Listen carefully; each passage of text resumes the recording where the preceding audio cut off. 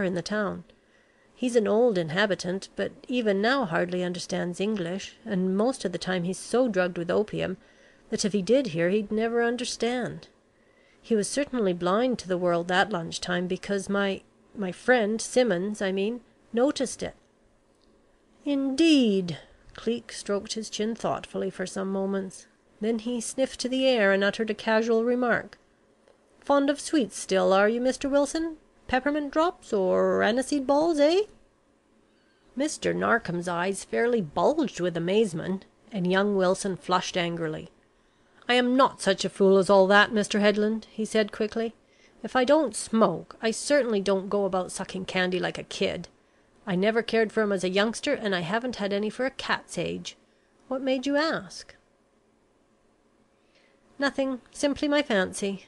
But nevertheless Cleek continued to sniff, and then suddenly, with a little excited sound, went down on his hands and knees and began examining the stone floor.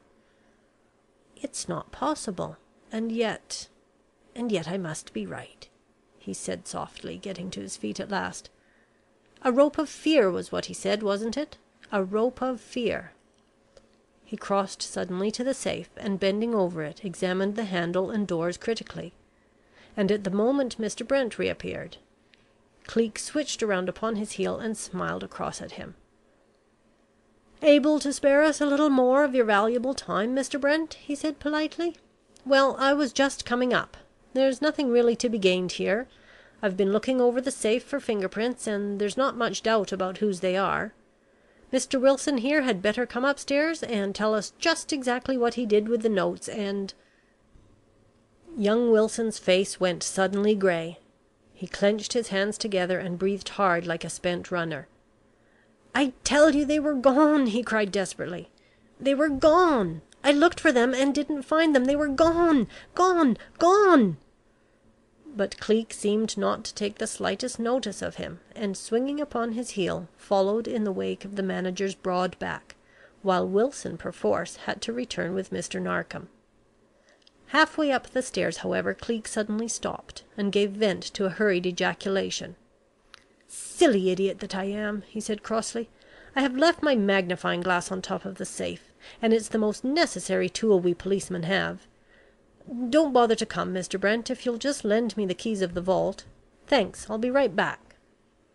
It was certainly not much more than a moment when he did return, and the other members of the little party had barely reached the private office when he fairly rushed in after them. There was a look of supreme satisfaction in his eyes. "Here it is," he said, lifting the glass up for all to see. "And look here, Mr. Brent, I've changed my mind about discussing the matter any further here. The best thing you can do is to go down in a cab with Mr. Narkom to the police station, and get a warrant for this young man's arrest. No, don't speak, Mr. Wilson, I've not finished yet. And take him along with you. I will stay here and just scribble down the facts. It'll save no end of bother, and we can take our man straight up to London with us, under proper arrest. I shan't be more than 10 minutes at the most." Mr. Brent nodded assent. "As you please, Mr. Headland," he said gravely. "We'll go along at once. Wilson, you understand you are to come with us?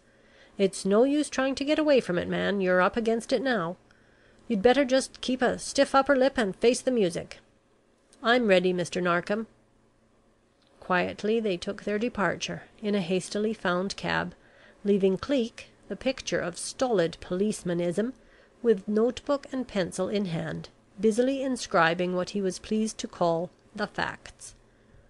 Only 10 minutes Cleek had asked for, but it was nearer 20 before he was ushered out of the side entrance of the bank by the old housekeeper, and though perhaps it was only sheer luck that caused him to nearly tumble into the arms of Mr. George Barrington, whom he recognized from the word picture of that gentleman given by Mr. Brent some time before, it was decidedly by arrangement that, after a few careless words on the part of Cleek, Barrington, his face blank with astonishment, accompanied this stranger down to the police station. They found a grim little party awaiting them, but at sight of Cleek's face Mr. Narkom started forward and put a hand upon his friend's arm. "What have you found, Headland?" he asked excitedly. "Just what I expected to find," came the triumphant reply. Now, Mr. Wilson, you are going to hear the end of the story. Do you want to see what I found, gentlemen? Here it is." He fumbled in his big coat pocket for a moment and pulled out a parcel which crackled crisply. "The notes!" "Good God!" It was young Wilson who spoke. "Yes, a very good God, even to sinners, Mr. Wilson. We don't always deserve all the goodness we get, you know," Cleek went on. "The notes are found, you see. The notes, you murderer, you despicable thief, the notes which were entrusted to your care by the innocent people who pinned their faith to you." Speaking, he leapt forward, past the waiting inspector and Mr. Narkom, past the shabby, down-at-heel figure of George Barrington, past the slim, shaking Wilson, and straight at the substantial figure of Mr. Naylor Brent, as he stood leaning with one arm upon the inspector's high desk. So surprising, so unexpected was the attack, that this victim was overpowered, and the bracelet snapped upon his wrists before anyone present had begun to realize exactly what had happened. Then Cleek rose to his feet. "What's that, Inspector?" he said, in answer to a hurriedly spoken query.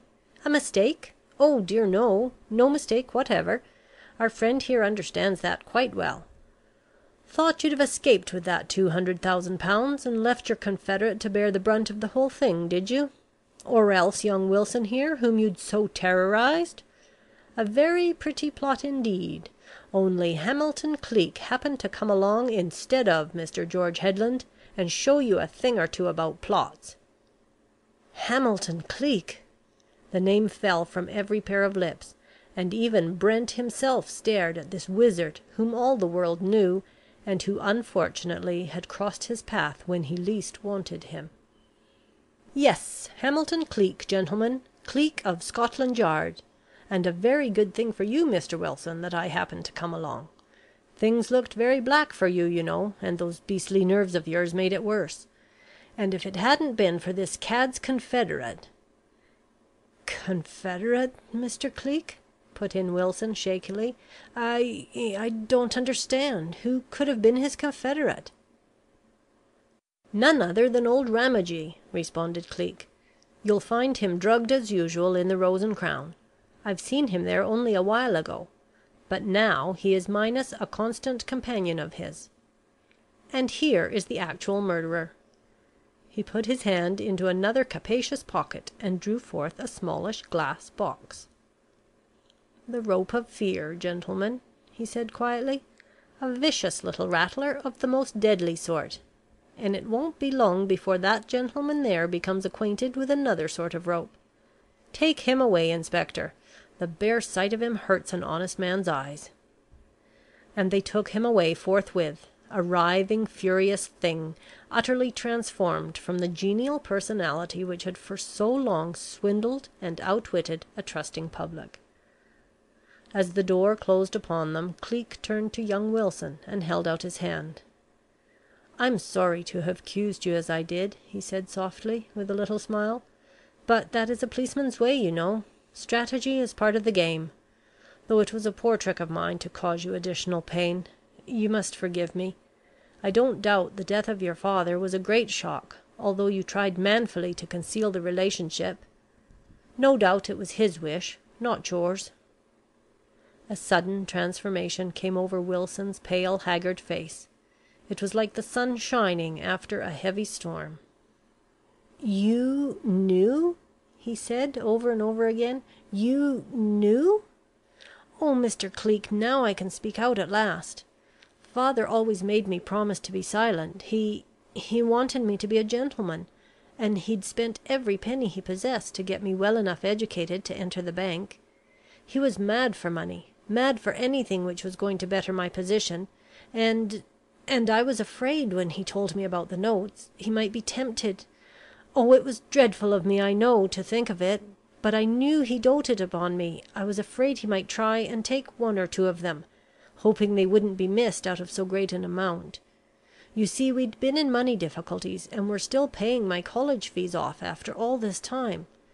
So I went back to keep watch with him, and found him dying. Though how you knew..." His voice trailed off into silence, and Cleek smiled kindly. "By the identical shape of your hands, my boy. I never